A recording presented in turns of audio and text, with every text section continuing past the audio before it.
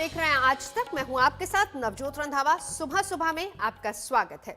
संस्कृति और सियासत दोनों में तालमेल बिठाकर गृह मंत्री अमित शाह पश्चिम बंगाल के 2 दिन के दौरे पर हैं।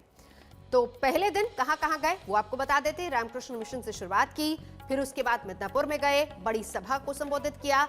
आज शाह के दौरे का दूसरा दिन है।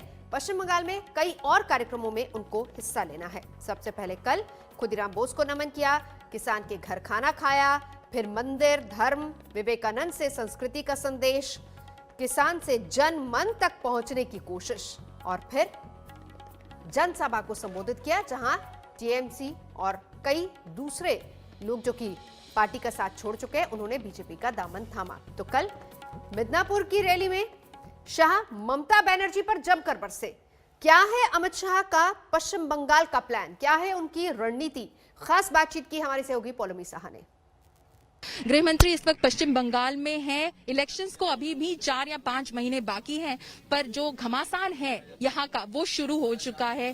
क्या आपको परिवर्तन का दौर नजर आ रहा है सर? बिल्कुल, यहाँ पर परिवर्तन होने जा रहा है और प्रचंड बहुमत से भारतीय जनता पार्टी जीतेगी। मैं पहले भी बंगाल आया, 1-1.5 महीने पहले, आज भी आया हूँ। सुबह से जब से मैं निकला हूँ मैंने जनता को रोड पर देखा है। आज ये मिदनीपुर के अंदर भी रास्ते में पूरा रोड शो हो, इस तरह का स्वागत मिदनीपुरी जनता ने हमारे कार्यकर्ताओं का करा। छो नृत्य करते हैं, फूल फेंकते हैं और ये स्वयंभू भीड़ है। मुझे पूरा विश्वास है कि हम यहाँ पूर्ण बहुमत से भारतीय जनता पार्टी की सरकार बनाने जा रहे हैं। बंगाल के ही विषय पर अगर आपसे बात करें तो ममता बनर्जी का कहना है कि यहाँ पर जो है भाजपा एक इनसाइडर आउटसाइडर कॉन्टेस्ट बनाने की कोशिश कर रही है। जब अमित शाह जाते हैं खुदीराम बोस के पास अपना ट्रिब्यूट देने के लिए या स्वामी विवेकानंद के पास अपना ट्रिब्यूट देने के लिए, वो एक नैरेटिव सेट करने की कोशिश कर रहे हैं कि हम भी पर ये है तो आउटसाइडर्स। नहीं, अमित शाह को यहाँ चुनाव नहीं लड़ना है ना। ममता जी के खिलाफ चुनाव तो मेरा बंगाल का कार्यकर्ता लड़ेगा, बंगाल के कार्यकर्ता लड़ेंगे और भारतीय जनता पार्टी का मुख्यमंत्री भी बंगाल का इसी मिट्टी का मानुस होगा। कौन होगा सर? जो भी होगा, मगर मैं तो यहाँ प्रचार करने के लिए आया हूँ और मैं बंगाल की जनता से बातचीत नहीं कर सकता क्या? हमारी राजनीति इतनी संकीर्ण हो जाएगी? ये तो बंगाल का संस्कार नहीं है। ये रविन्द्रनाथ ठाकुर की भूमि है जो पूरे विश्व को अपना घर मानती है। इतनी संकीर्ण राजनीति कभी भी ये भाषा बंगाल में पहले नहीं बोली गई। फिर भी मैं स्पष्ट करना चाहता हूं, ममता जी आप चिंता मत करिए, आपके खिलाफ बंगाल के ही भारतीय जनता पार्टी के कार्यकर्ता लड़ेंगे, वो ही आपको हराएंगे और अगला मुख्यमंत्री भी भारतीय जनता पार्टी का बंगाल की ही मिट्टी से मिलेगा। एक भाजपा के लिए लक्ष्य क्या होगा बंगाल में सर? हमने तो रखा ही है 200 पार और पूर्ण बहुमत के साथ, बड़े बहुमत के साथ हम यहाँ पर सरकार बनाने जा रहे हैं। सर, ममता बनर्जी का कहना है कि जब आप डीजीपी, सीएस इनको समन करते हैं या फिर सेंट्रल डेप्यूटेशन करवा देते हैं 3 आईपीएस ऑफिसर्स का, क्योंकि वो उस वक्त मौजूद थे जब राष्ट्रीय अध्यक्ष पर उनके कॉन्वॉय पर हमला हुआ, तो आप फेडरल स्ट्रक्चर के यू गोइंग अगेंस्ट इट, आप अनकॉन्स्टिट्यूशनल बिहेव कर रहे हैं। मैं इतना ही पूछना चाहता हूं ममता दीदी को, उन पर किसी भाजपा शासित राज्य पे हमला हुआ तो वो क्या करती? लॉ एंड ऑर्डर स्टेट की जिम्मेदारी है। हमने कोई एंक्रोचमेंट नहीं किया है। भारतीय जनता पार्टी की केंद्र की सरकार संवैधानिक दायरे में ही अपना काम कर रही है। मगर कोई राज्य में ऐसा कैसे हो सकता है कि राष्ट्रीय पार्टी के अध्यक्ष और पार्टी इन पावर के अध्यक्ष जब दौरे पे हो आप उसकी सुरक्षा सुनिश्चित न करो?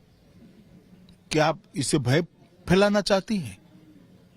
मैं इतना ही कहना चाहता हूं, भारतीय जनता पार्टी के कार्यकर्ता डरेंगे नहीं।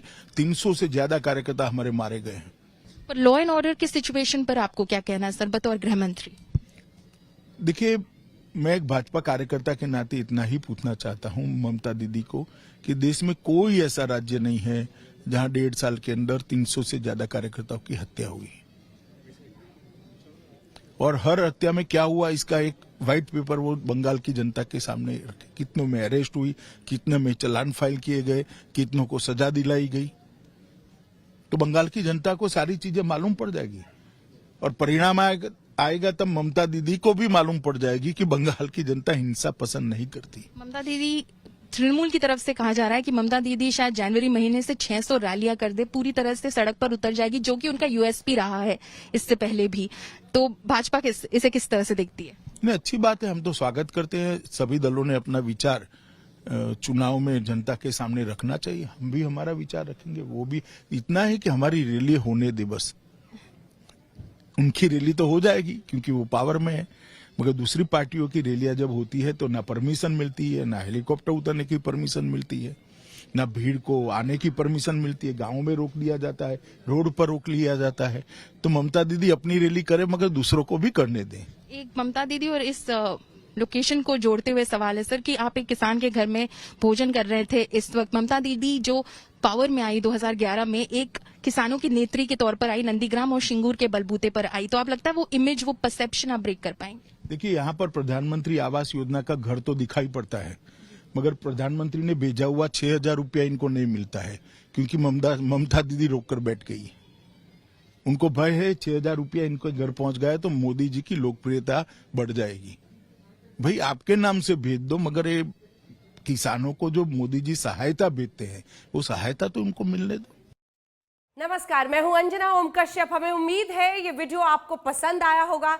लेटेस्ट खबरों के लिए यूं ही देखते रहिए आज तक, और इस वीडियो के पसंद आने पर लाइक, शेयर एंड सब्सक्राइब करना ना भूलें।